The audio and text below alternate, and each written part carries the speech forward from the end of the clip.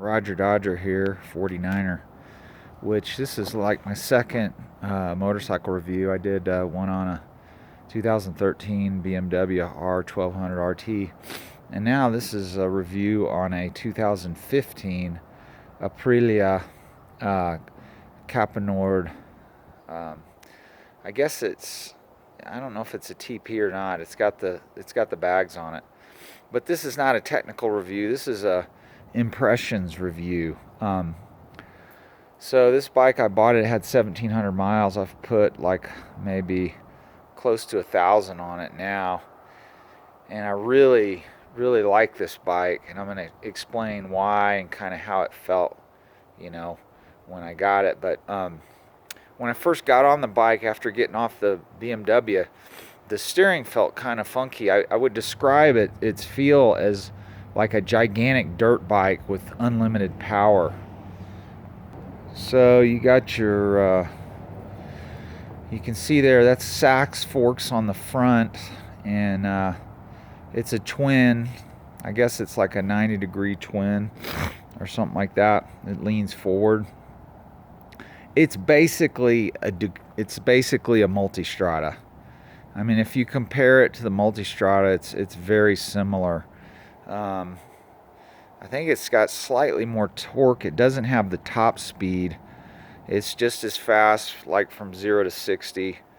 And then you have it's really packed full of electronic gadgetry, which I'll tell you about that. Here, so if you look close at this right here, this little round thing with the clock thing on it is your cruise control. Below it is the heated grips, but I don't think I have heated grips on there. The button's there, but I don't have heated grips. The cruise control works, but the way you work it is you have to push the button that looks like a clock kind of in for 2 seconds, and then you have to push it again for about a second. But there's a little catch that I discovered after using it quite a bit. You need to hold the throttle pretty much consistent. If you let go of the throttle, it won't capture it.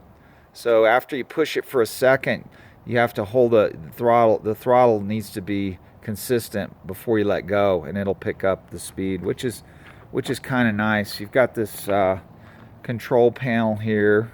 So here you can see the little control panel. So you got your little gas thing on the left. You can see mine's full, and your ECU is your mode. And so I'm in sport mode right now. And believe it or not, you use the start button after it's running, which is right here, to switch modes. So you'd think that it would screw up your starter, but it doesn't. And then over there you've got your, it's got the fully electronic suspension, and the helmet means sport mode, and the bag means touring mode. But I haven't messed with that, so because it's been really nice. I'm about 195 pounds, and the suspension is excellent. So I just never adjusted that yet. You can see where your key's at. So your position's on your key. I'm going to turn the key off, and then that goes off. Now quickly how the bag works.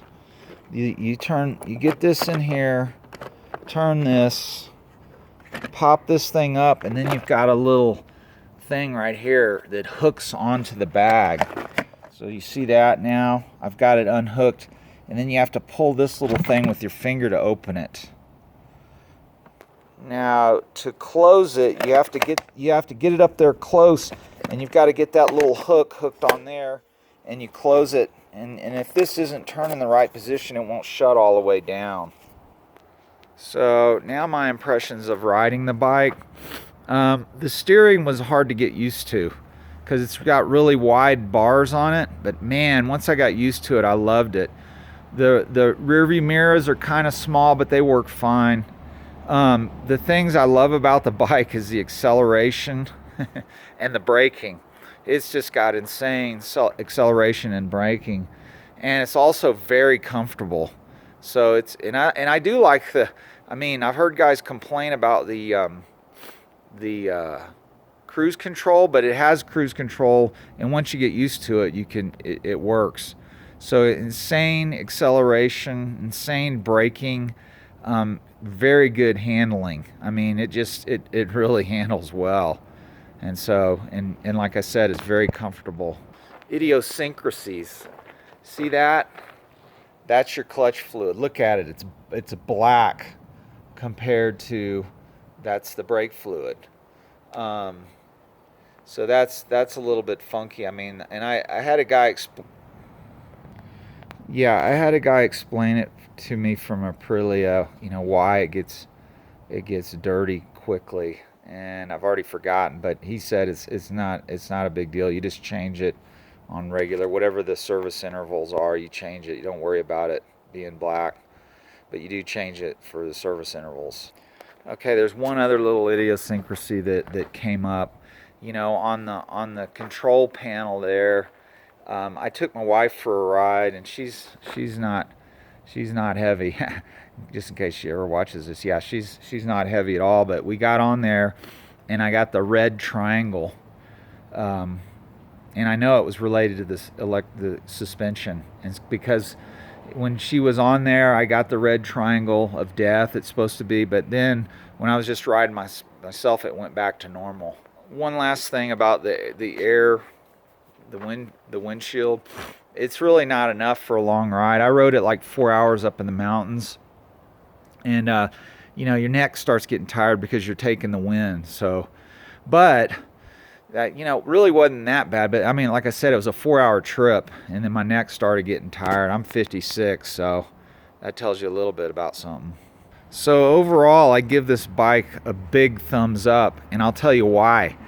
I got this half the cost of or less than half the cost. Well, about half the cost of a GS, which I was really wanting a GS. And yeah, this bike, you can't go off-road that much. You can go on like gravelly roads, but there's not a lot of clearance down there. But that's not really what I want it for. I wanted it for something fun, and man, it delivers on fun.